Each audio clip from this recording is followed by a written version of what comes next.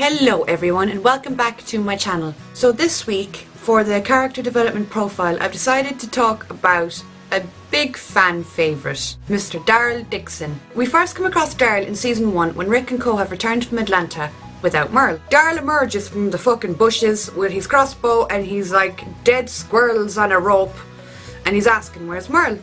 We learn that Merle and Daryl are brothers.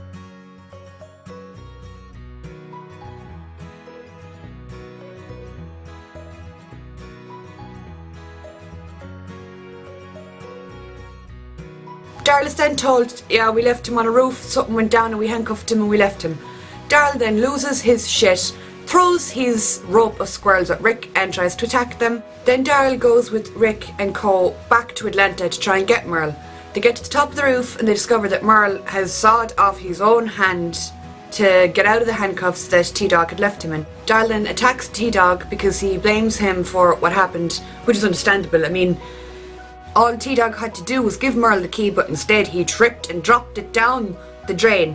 There was one drain on that entire roof, one tiny little drain, and T-Dog somehow managed to slip and drop it down that one small drain.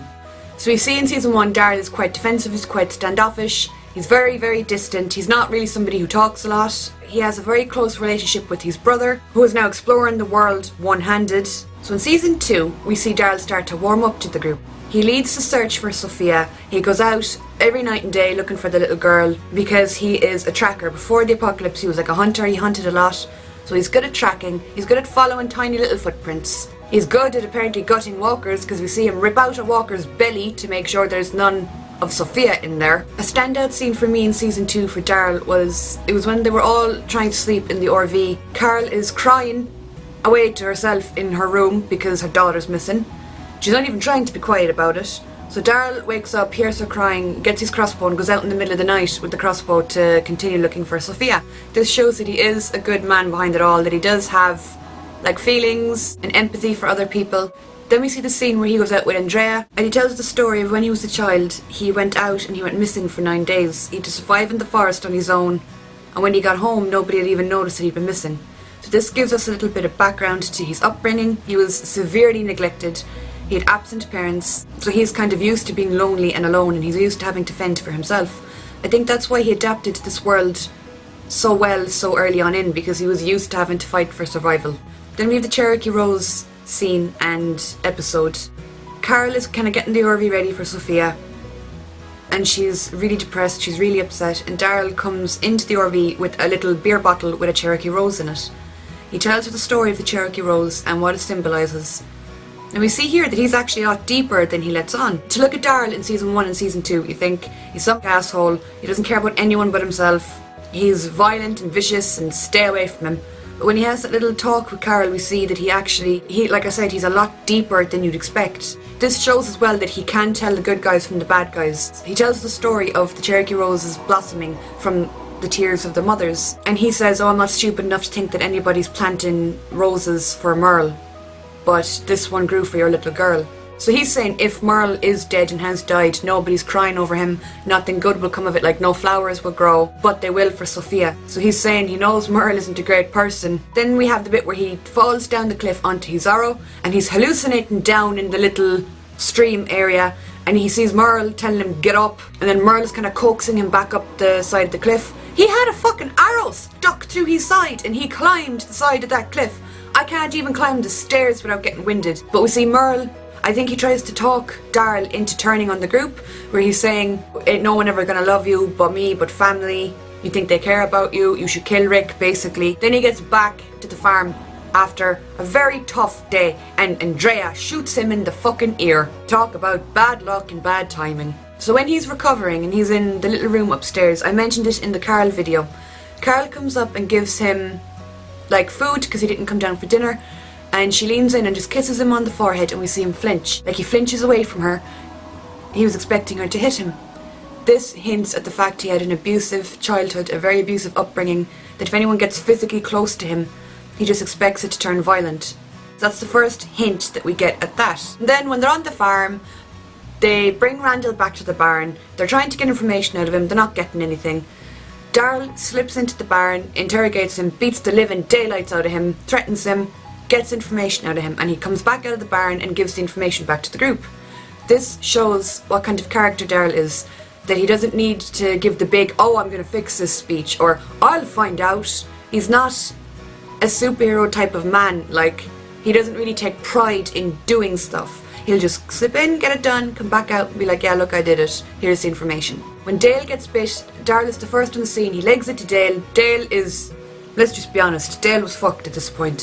His belly was hanging out on the floor. He was not in a good state. So Daryl does what the other people can't do, and he shoots him. It's the first kind of real mercy kill that we see. Season 3, then we see that Daryl really has become Rick's right-hand man.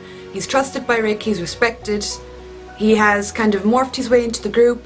He's not really an outsider anymore, he's not as standoffish as he was. I think he realised that he actually can trust this group. And I think it's in Season 3 that they slowly start to become family to him. They're not just people he's lobbed in with. Then we have the scene with Judith, when they bring Judith into the prison, and Daryl, suggests they call her little ass kicker. Everybody in the room is so shocked at how tender he is with the kid. Like, he's holding her and he's kind of talking to her, messing with her.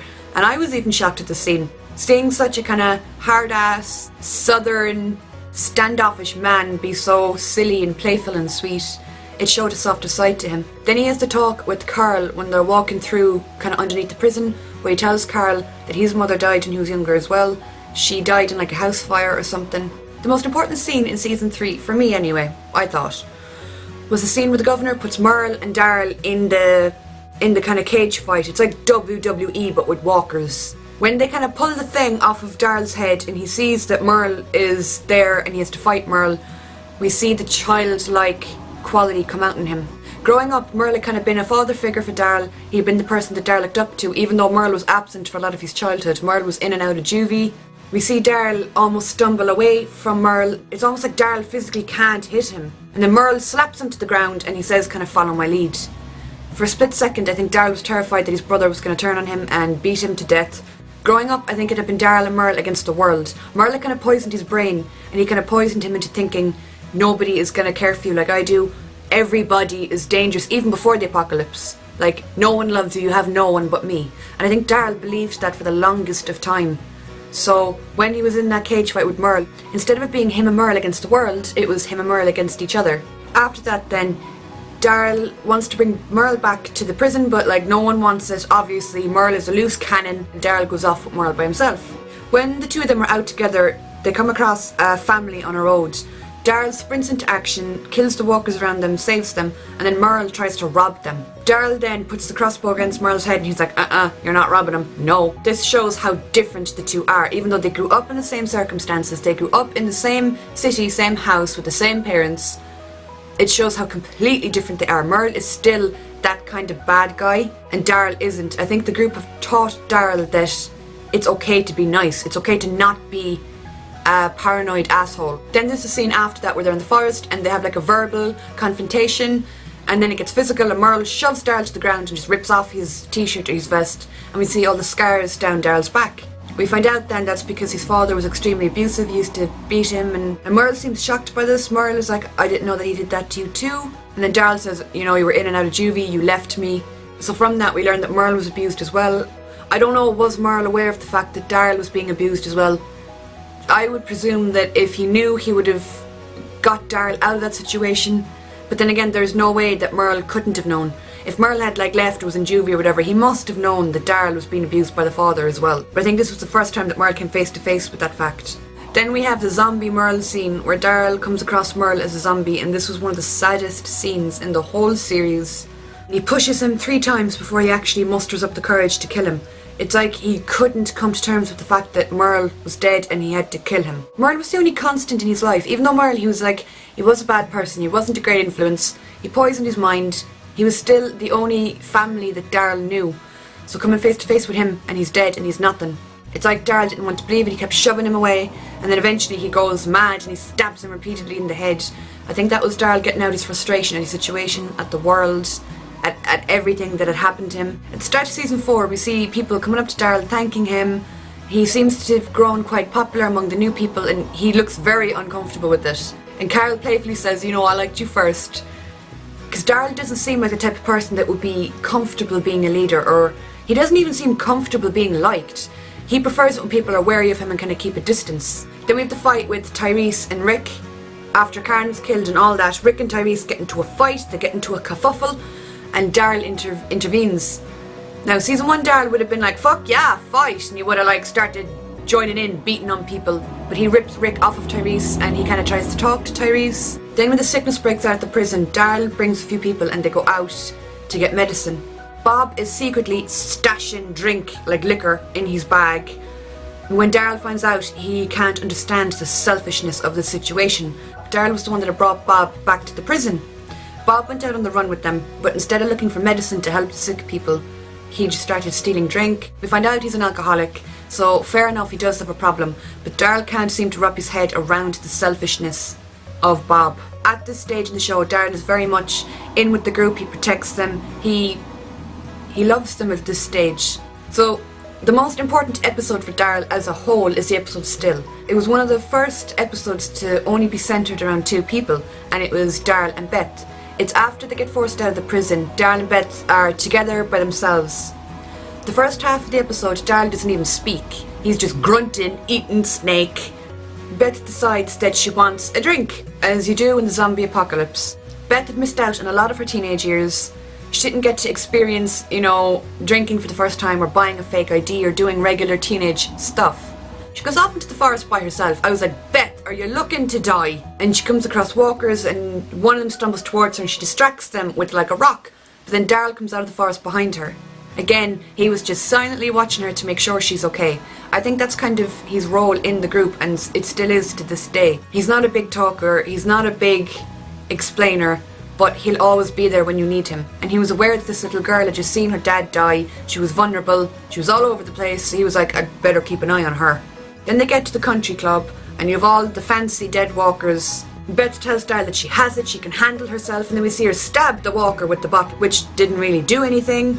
If you're ever in the zombie apocalypse, don't use a glass bottle. Apparently it doesn't work. So then Daryl comes out of nowhere and he's like, you said you handled it, and you did. So he's kind of trying to give Beth a bit of independence. Much like Carol, Beth had kind of been sheltered by her family, by her father. Then you have the whole, I'm not going to have your first drink be peach schnapps. Peach schnapps. I don't know, that weird drink. Then they stumble across a house that reminds Daryl of the house that he grew up in when he was a kid. It's like a real kind of broken down shithole of a house. They go in, they sit down, and they play the drinking game, Never Have I Ever. It was all going well until Beth says, never have I ever been in prison or been in jail. And Daryl takes serious offence to this, and I don't blame him, because she said that with the expectation that Daryl had, and that he'd have to take a drink. He had kind of known Beth for a while, he'd bonded with her, and then he kind of found out that this was what she thought of him. She thought that before the apocalypse he was this no good person that had been in and out of jail, and he took serious offence at that. Then they go outside and he shoots a walker against a tree and we see him break down. We see him cry, we see him get really emotional, and he admits the fact that he thinks it's his fault that the governor came back. He believes that he should have kept looking for the governor, he should have found him and he should have killed him. Daryl thinks it's his fault that the governor came back and killed Herschel, and he's taken it all on his shoulders and he's taking all the blame and all the guilt. Then they're sitting on the porch and they're kind of drunk, and Daryl admits to her that before the apocalypse he was nothing. Before this episode, Beth's boyfriend had been guessing what Daryl had been. Beth had taken a few guesses at what he'd been before the apocalypse, and none of them had got it right. And then this final moment of unveiling, we find out that Daryl was a nobody. He was kind of a drifter. All he did was follow Merle, do what Merle said they were going to do. He describes an incident where some guy that was hopped off his face on drugs pulled a gun on Daryl. Daryl firmly believed he was going to die, and then Merle laughed it off and it was fine. Like, that's the life he knew, where it was usual to just have a gun pulled on you. And then Beth says to him, you're going to be the last man standing. And I think this was one of the worst things that she could have said to him. He had spent all of his life being a lone wolf, being on his own and not having anyone. He's found this group, and I think this group is one of the best things that could have happened to him. He has a place in the group. He has people that care about him, people that love him. He's useful to them. They view him as a friend and an equal. So by her telling him, you're going to out-survive us all, you're going to end up on your own. That's the worst thing he could have heard. I think he'd rather die than end up by himself. Or he'd rather die than see people he loves die. Beth has the great idea to burn down the house. It's a closure for Daryl because obviously he hated the life that he had before the apocalypse. He has a really dark past, really lonely. So him burning down that kind of moonshine house it's like closure for him. It's like that part of my life is over, it's gone. And then Beth is kidnapped and Daryl runs after the car that kidnapped her, but obviously he can't catch up with it unless he's the fucking Flash and he could outrun a car. He then meets the claimed group and they tell him a set of rules that you claim something and it's yours. Because Daryl shot a rabbit, obviously he killed it so it was his, and then this other fella comes out of nowhere with a crossbow and he's like, it's mine, I claimed it. And Daryl is like, fuck that, that's my rabbit. So they explain the rules to him and he doesn't really seem to get on board with them until we see him pick up like a little bush, I think it was like a strawberry bush or something, and he's like, claimed.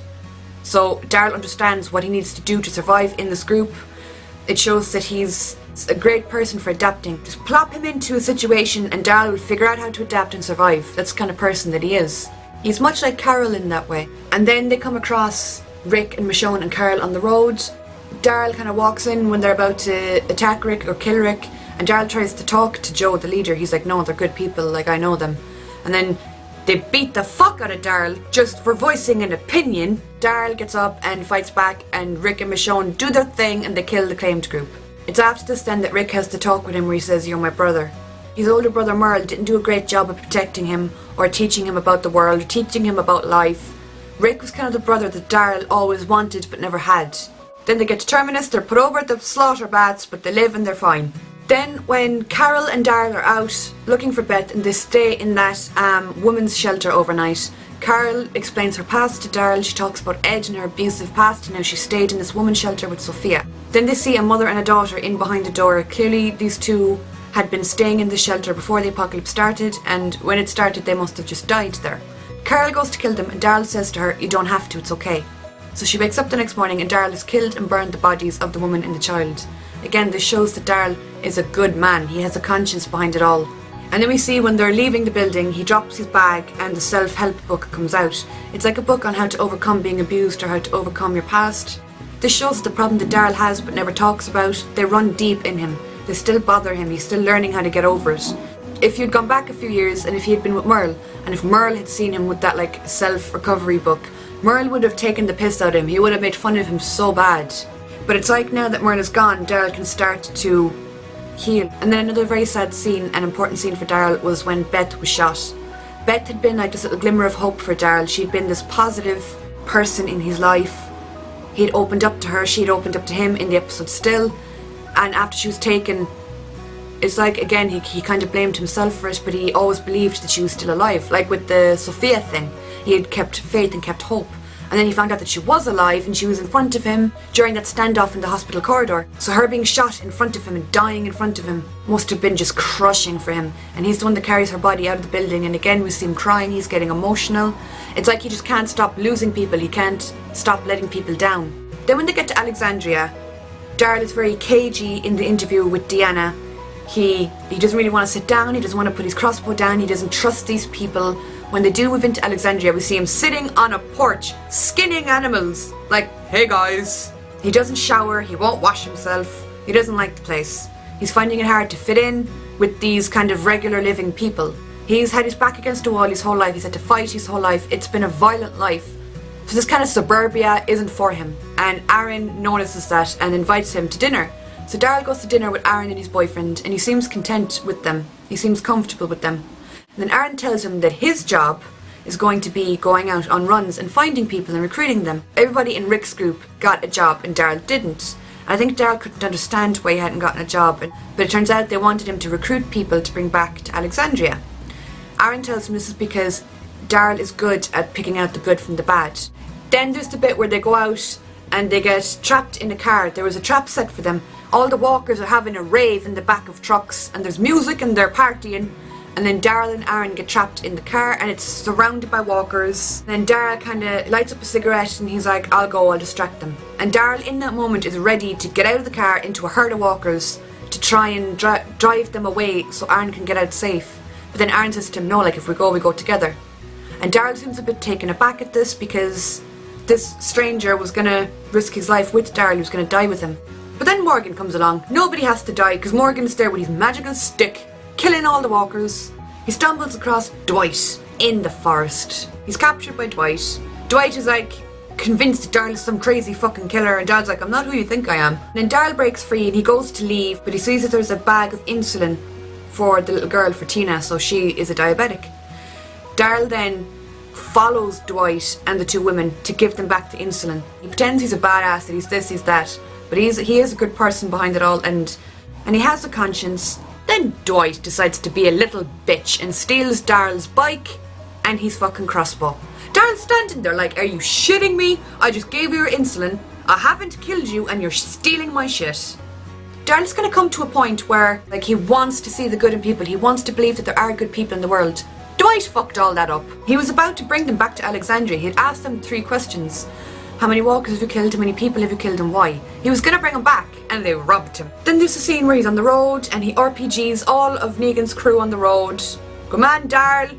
Well done. And then he brings an oil tank to Alexandria. He sets fire to the lake and all the walkers stumble in. So the walker herd problem in Alexandria is solved. They come across a vending machine and Daryl, breaks it open and tries to take it. And then Jesus comes along and pretends to be all innocent, but he's not. He tricks them. He steals their van full of supplies and he drags the vending machine down along the road. When they finally catch up with Jesus, Daryl plays a game of tag with him and he chases him around the field. Jesus gets knocked out and Daryl and Rick bring Jesus back to Alexandria. Daryl has a talk with Rick where he says, I think you're right. I don't think bringing people back is a good idea. This shows that Daryl is slowly starting to go back to the kind of paranoid, defensive person that he was. He had just opened up to this world and began to trust people. And then I think Dwight was the turning point for Daryl. Motherfucker. We have the scene with the sleeping saviors. Daryl is just like, okay, we're doing this. He comes up behind one of the guys outside the compound and just slits his throat like, there we go. So I think this shows that Daryl still has that kind of killer instinct in him. Kill or be killed, you gotta survive. And then he's out on the road with Rosita and Denise. And Denise has a talk with him where she says, I was a twin, I had an older brother. He was a bit of an asshole, a bit of a hothead. And Daryl can kind of relate to her and he's like, Jesus, it sounds like you're describing Merle. And then they get into the kind of argument on the train tracks and she says to Daryl, I wanted you to come with me because I feel safe when I'm with you. Daryl has kind of a moment where he seems taken aback, where he didn't know this. She'd never told him, obviously, so he was kind of shocked by this. Then she gets shot in the eye with the arrow from fucking Dwight. That motherfucker comes out of the fucking woodwork. They get away anyway from Dwight. Daryl later confesses that he regrets not killing him. Duh. Towards the very end, we see that Daryl's gone out and he wants to kill Dwight. He's decided to get revenge because he didn't kill him the first time and then Dwight came back and killed Denise. So Daryl's like, it's on, bitch. So he goes out to kill Dwight and a few members of the group follow him and then Michonne and Glenn are taken captive. So Daryl and Rosita go after them and then they're taken captive. And then Dwight, for no good reason, shoots Daryl. In the finale, we see that Daryl is in very bad shape. He's bleeding, he looks all sweaty, he looks all pale. People have argued that Dwight shot Daryl to protect him from Negan, that Negan wouldn't kill the weak. I don't see how that would work at all. Because he said to Maggie, I should just shoot you right now and put you out of your misery. Now people are saying that he said that to get a reaction out of Glenn. I don't know. I don't know why he shot him. I mean, Dwight must know that Daryl was kind and that Daryl did the good thing and he's a good person. Then again, Dwight could just be a fucking shithead and you mightn't care. So I think relationship-wise, the most important relationships that Daryl has had so far has been with Merle, obviously, because he knew him before the apocalypse. Merle shaped a lot of Daryl's beliefs and values from a very early age. And Merle kind of taught him not to rely on anybody. Carol, because they both come from abusive pasts. They're both very cautious and skeptical of new people that they meet. They can just relate to each other. And I've discussed a lot of the Daryl and Carol scenes in the Carol video, so if you want to watch that, I'll link it below. The relationship between Rick and Daryl as well I think is the most important, because the first scene that Rick and Daryl meet, Daryl attacks him. And then we have the scene much later on where Rick tells him, you're my brother. So he values him. Like I said, Rick is like the brother that Daryl never had. This whole group is like the family that Daryl never had. He's finally found somewhere that he belongs. He's always had this conflict between, being on his own, surviving by himself and just trusting people. And I think the apocalypse has just shown him, you have to let somebody in.